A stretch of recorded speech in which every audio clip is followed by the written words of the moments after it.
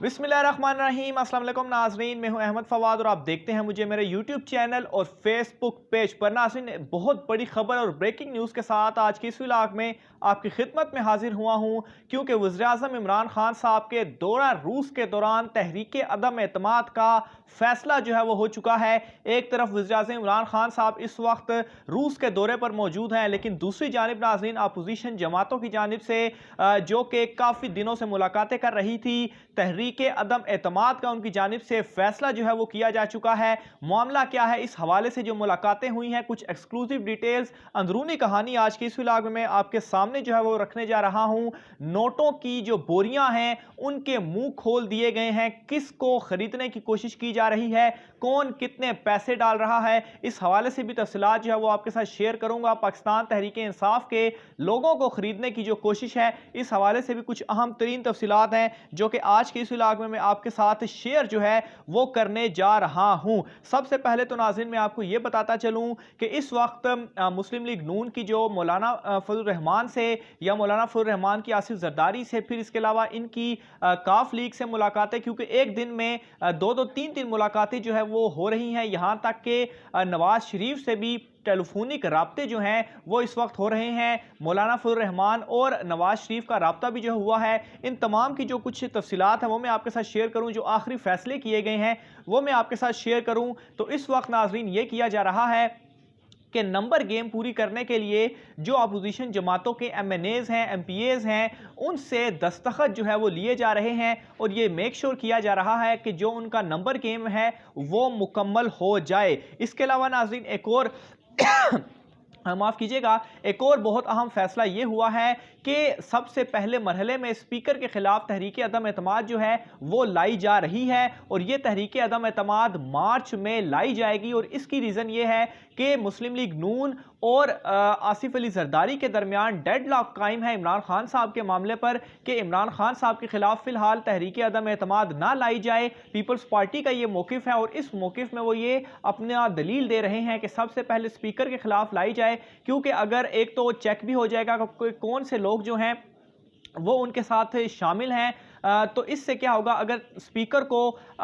हटाने में अगर वो कामयाब हो जाते हैं तो फिर इसके बाद जो दूसरा मरहला होगा इमरान खान साहब को हटाने का, वो मरहला आसान हो जाएगा। क्योंकि एक तो स्पीकर के खिलाफ जो रायशुमारी है वो खुफिया होती है, इसलिए अगर नोटों से या रिश्वत से या हॉर्स ट्रेडिंग से जिन PTI लोगों को खरीदा जाएगा, अगर वो मुखालिफ वोट देते हैं हुकूमत के, तो ये मालूम नहीं पड़ेगा कि किसने किसको वोट दिया है। तो इसलिए जो चांसेस हैं वो ज़्यादा हैं स्पीकर के खिलाफ अदम एतमाद लाने के। और अगर स्पीकर के खिलाफ अदम एतमाद कामयाब हो जाती है तो यूं क्या होगा, एक प्रेशर भी बन जाएगा हुकूमत के ऊपर और दूसरे नंबर पर अपोजिशन जमातें मिलकर अपना नया स्पीकर लेकर आएगी और फिर इमरान खान साहब के खिलाफ अदम एतमाद लाई जाएगी। और इसमें फ़ायदा ये होगा कि जब उनका अपना स्पीकर होगा तो फिर जो है उनके और भी ज़्यादा इससे चांसेस जो हैं वो बढ़ जाएंगे। लेकिन इसके ऊपर नून लीग की अपोजिशन की जो रिजर्वेशंस हैं वो ये हैं कि अगर स्पीकर के खिलाफ अदम एतमाद की तहरीक कामयाब हो जाती है तो इसमें वज़ीर-ए-आज़म इमरान खान साहब जो हैं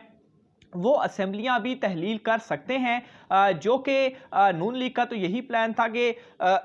माफ़ कीजिएगा असेंबलियां तहलील हों और नए इंतखाबात हों। लेकिन पीपल्स पार्टी नाज़रीन यहाँ पर यह भी चाहती है कि अगर इमरान खान साहब को हटाया जाता है तो जो नया वज़ीर आज़म आएगा, अपोजिशन जमातों का ही चाहे क्यों ना आए, तो वो ये जो पार्लिमानी साल है, जो पार्लिमानी मुद्दत है, उसे पूरी करे। तो इस मामले के ऊपर असल में इमरान खान साहब के खिलाफ अदम एतमाद लाने पर डेडलॉक हुआ है। पीपल्स पार्टी कहती है कि साल पूरा किया जाए, नून लीग कहती है कि नए इंतखाबात करवाए जाएं, जिसकी वजह से डेडलॉक हुआ और बिल आखिर जो इत्तफाक हुआ वो हुआ स्पीकर के खिलाफ लाने के। और उसके हक में भी जो पीपल्स पार्टी ने दलील दी है वो काफ़ी अहम है और उनकी जो यहाँ पर साजिशें और कोशिशें हैं और जो इत्तेहादी जमातों से दोबारा उन्होंने काफ लीग से मुलाकातें की, जहांगीर तरीन ग्रुप से जो उन्होंने राब्ते किए, उसमें नाजरीन ये इतलात मौसूल हुई हैं, ज़राए की जानिब से बताया गया है कि पैसों के ज़रिए ख़रीदा जो है वो गया है, जा रहा है पाकिस्तान तहरीक इंसाफ के अरकान को कि वो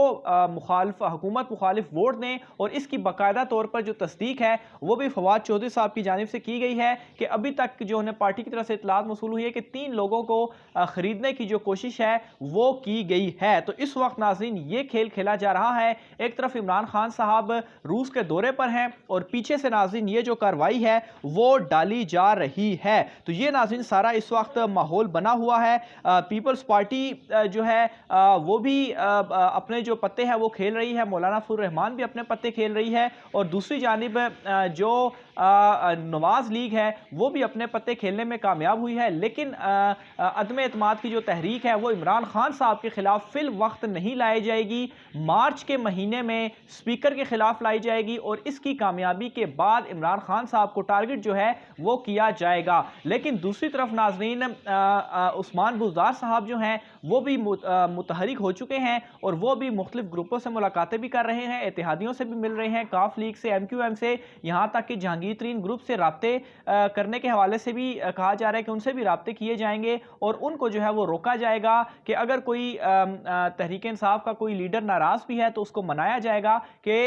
वो तहरीक अदम एतमाद के हक में वोट जो है वो ना दे। तो ये नाज़रीन इस वक्त सारी गेम जो है वो चल रही है। 2 रोज़ा इमरान खान साहब का ये दौरा है, बहुत ही अहम दौरा है, क्योंकि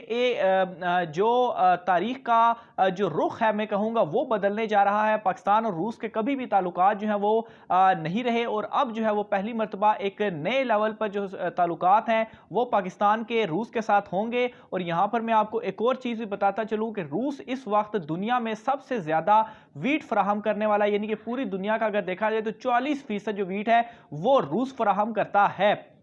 तो इस तनाजुर में भी तिजारती मामलात के हवाले से भी जो रूस के साथ ताल्लुकात हैं वो बहुत ज़्यादा अहम होने वाले हैं। लेकिन अपोजिशन की जानिब से ये साजिशें जो हैं वो की जा रही हैं, और अगर नाज़रीन जैसा कि स्पीकर के ख़िलाफ़ जो अदम एतमाद की तहरीक होगी वो खुफिया राय शुमारी के अभी तक जो मालूमात मैंने देखी हैं